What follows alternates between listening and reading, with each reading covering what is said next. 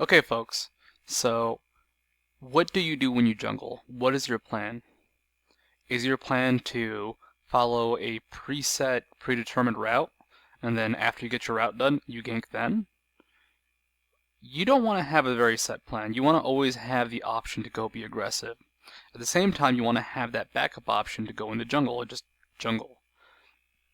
Rincent, for example, he plays aggressively. At level 2, he ganked mid, but he did not gank mid with cleavers, he had his W and his E, so the AoE and the masochism. The reason for this was he needs that masochism for the damage to jungle well. The cleaver damage just does not work well enough on smaller creeps. So he goes ahead and he does something like gank mid at level 2. This gives his lane an advantage. This doesn't slow him down really at all because of the skills he chose, and all of a sudden, he's having the game go in his favor. Your plan should always be a balance between having something set to do and being able to react to ideas and events in the game. So if Rammus had gone bottom at level 2 and had gone for a gank, he could have reacted from the red buff and gone to save bottom and gotten into a big fight. When he was constantly counter jungling, what he was really looking for was Rammus, so he could kill him. Or if he didn't find Rammus, he would have saved the jungle. These were plans that had multiple layers. If he didn't find Rammus in the jungle, he could make a guess as to what the timing of the jungle was and come back later. So people tend to have a very, very rigid idea when it comes to jungling. They'll go, well, if I don't clear Golem, Wolves, Wraiths, red buff, and Golems, then I cannot do anything until then. This is not true. It's good to clear your jungle as much as you can. That is true. However, there are things that take precedence over clearing your jungle. Counter jungling is actually, I'd say, more important in a way, at least how the current metagame works. When you counter jungle, you are giving your team a chance to farm your jungle, and you are limiting the amount of creeps their jungler gets. This would be like if you could make 3 creeps disappear from a wave. That'd be huge. That would be a lot less experience for them and a lot more experience for you. And of course, the gold difference too. That's 120 gold if it's range or melee creeps. So, your main idea and main focus when jungling is to find out what will win the game, really. So having these open ideas, this idea that I can go ahead and gank at level 2 if it's viable. If not, I'll just go ahead and do my jungle. You want to have a bunch of paths and options. Now, choosing the best option is always going to be hard because there is no best option most of the time.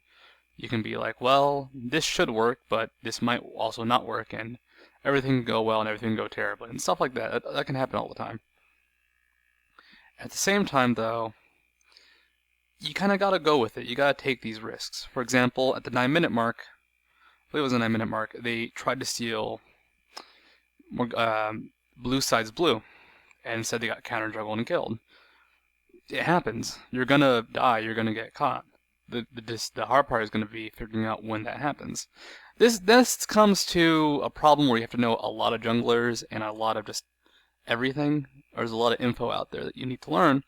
But when you experiment, when you get ready to just do essentially random things with a plan behind them, you start learning what will happen, who will counter jungle you, who will be waiting for you, who you can be, who you can't be. Shyvana, for example, is super popular right now. What you do is you do go exhaust on her and you do gank early, and if you don't get that gank off, you know what? It's okay. You're Shyvana. You can counter jungle. You can jungle yourself. You can just do all these things. When you have all these options and you start picking out what works best for every situation, the game will start going more and more in your favor. Jungling is weird because it is probably the most team-oriented role in the game. More team-oriented than support or the carry because all of a sudden you have to do everything across the entire map, the entire game. Okay, part two is mostly going to be about don't overextend and push your advantage too far. It's a funny ending to this game. I really like how it ends, but not like in a sort of serious way. So let's jump into that replay. Last we left off, Soraka was running away from a really funny team fight, and Soraka makes it. They don't chase Mundo, or they don't chase Soraka, they chase Mundo. Go, Soraka. Go. So, this is less about choices now. The jungler's role is pretty much done in terms of being a jungler. Like, he still needs to be at Baron for Smite. He still needs to use his Smite, essentially, and just be around, but he is no longer the jungler. Now everybody on the team can jungle, especially because everybody on their team has sustain. Graves has lifesteal, Aurelia has her passive, Morgana has her passive. So what's he got to do? He's got to roam around, try and help get map objectives. The thing is, he can't do it on his own anymore. Before, he was able to go into the jungle and farm red and blue because he was so far ahead of Rammus and the other team was still focused on laning. Now the game has transitioned to the mid game. There is roaming, there is fighting, there is a lot more clumped up groups. And here's a team fight that doesn't start. I actually don't know who would have won that fight. I think purple side would have won. It's weird because the initiation for purple side isn't very good. On the subject of initiation, that can be a way for a team to come back. In this case, blue side has amazing initiation. They have Rumble ult, they have Rammus. Victor, he can kind of follow up. Sona is actually a great initiator or follow up herself. And Tristana, well, she doesn't die. That's her good advantage. Purple side really doesn't. They have Morgana, who when she gets Zonias will be able to start fights well, but not... The fight won't start under their control. They'll still have 3 seconds before that stun gets off. And aside from that, they don't have any reliable CC. So this is where you start to see the weaknesses of Mundo come in, actually. Because they don't have initiation, they start fights by either him or Aurelia rushing in and getting attacked. Let's watch this fight. They just blow everything on Aurelia. But then Graves got an amazing ult off. Essentially at this point, the person who is getting focused is Mundo, and he wants to get focused. He may not have the most HP, and he may not be the tankiest, but he's protecting Graves, he's protecting Soraka and Morgana.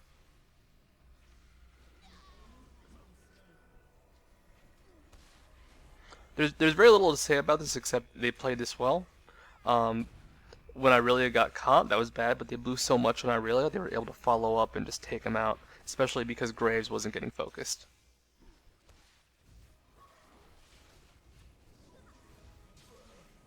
At the same time, though, Mundo sometimes can't always go where he pleases. So, oops. Oops, Rincent. Oops. So, they got that kill. They're gonna press some advantage. I'm gonna miss them getting a kill right here. But essentially, Graves is just so good at bursting and has that mobility that he's catching them off guard. However, they spent too long. The other team came back. You don't want to wear your welcome when you're pushing a lane, because they might lose 3 people there. In which case, the other team could get Baron off that. On a side note, a team is good at killing Baron depending on a bunch of different factors. For example, do they take damage? Oh, I have this listed as counter initiation, by the way. Or counter gank. They really like diving on people. The problem with Aurelia and Mundo is they don't really have good disengage. Once Mundo is slowed by someone like Tristana, they can keep slowing him. And Aurelia, when she's in, it's hard for her to get out. As a matter of fact, the only disengages they had right there was Tristana's ult pushing Mundo away. But anyhow, a team can be strong against Baron if it has percentile damage or just a lot of wriggles in terms of speed. Of course, you want a lot of sustain so you don't die doing it. Now here's an interesting fight. So it just starts out with Rammus dying, and then Morgana manages to zone out both Tristana and Sona over here. They get the Baron, and then Graves just cleans up. It won elegantly and well. This game really should have ended at around this point. They just kept catching people off like this, and you catch people like this and win fights like this, the game should be yours. But purple side overextends. They do a lot of silly things.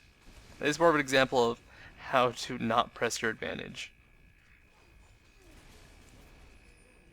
So first of all, Mundo dies to the turret, because he gets ignited and he was taking the turret, and his ult was on cooldown. They follow this up with a really nice rumble kill because he chased too far. And then somehow they all end up in their base again. And they actually come out about equal. I love this fight. I know they're messing around at this point, which is why they're taking these massive risks. But this is what the rest of the game is like. They just keep taking these massive risks, and it could honestly go either way.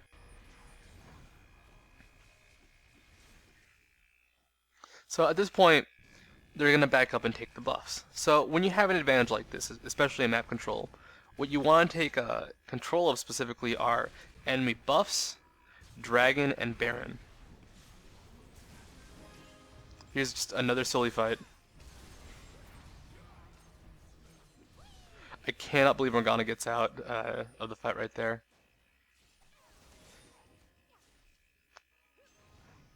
Like there's very little to say about this because it's just so ridiculous. Because then Tristana comes in from behind. These fights are all hilariously bad fights that are just started pretty much randomly because blue team is trying to scrap at whatever it can, and purple team is just playing like they don't care.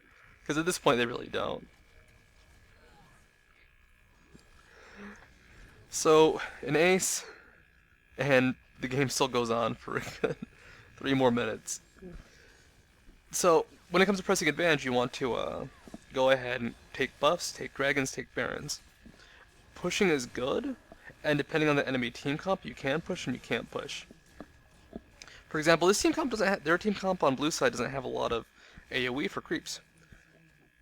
If they had a Nivea every time she had blue, and eventually just in general, it'd be impossible to push against her. I have no idea what I really was doing, by the way. I think she was just messing around. And chat's just going insane because they're just having fun at this point. I like this game just because it really had a very back and forth kind of weird intro, and then now they're just kind of like feeding but getting kills at the same time. The interesting thing is blue team can come back from this though. They just fed them 3 kills. The kill score isn't far off. They do have an advantage of kill still, and they do have the global gold. But Tristana as a carry is terrifying with the proper engage.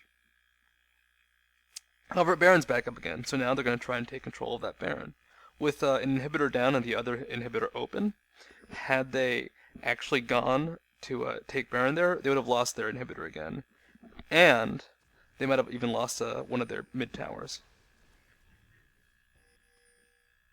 So they have Baron. When you have Baron and you have this massive advantage, something interesting you can do is push and kill the inhibitor, and let the big creeps come in giant waves all at once. Pushing with like 2 or 3 super creeps can easily win you a fight. Also, base defense, sometimes you just have to let inhibitors go. They don't have any, defenses of their own, so sometimes you just gotta die. Now time for a fight. That was an amazing Sona ult.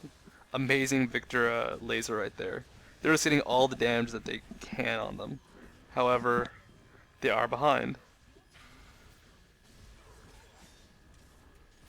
Graves dies to Victor. Mundo dies to Tristana by just walking into her. I'm just gonna keep talking about random things at this point because what happens really isn't that important. So, when you hold an advantage, though, you want to keep holding it. So, like I said, you want to push, grab the buffs, and eventually you want to make them go out. Because if you keep playing a very, very defensive, map control game where you're controlling all the objectives, you'll eventually reach a point where you can just push in and win, and they can't stop you. However, if they try and leave, that's when you want to catch them, and that's when they want to fight back. So your goal when you have an advantage isn't so much to just win. It can be. Sometimes you just have a big enough advantage. It's to put them in a position where if they aren't making risky plays to come back, they're going to lose. And they just kind of get caught out. I really have nothing to say about these team fights. It's such a funny advantage, and they lose 2 diving the Nexus. Alright, so this was Studio. I hope you enjoyed this enjoyable ending to this. Well, at one point it was a good game. Then it kind of stopped being a good game. Alright, this is Studio. See you Wednesday.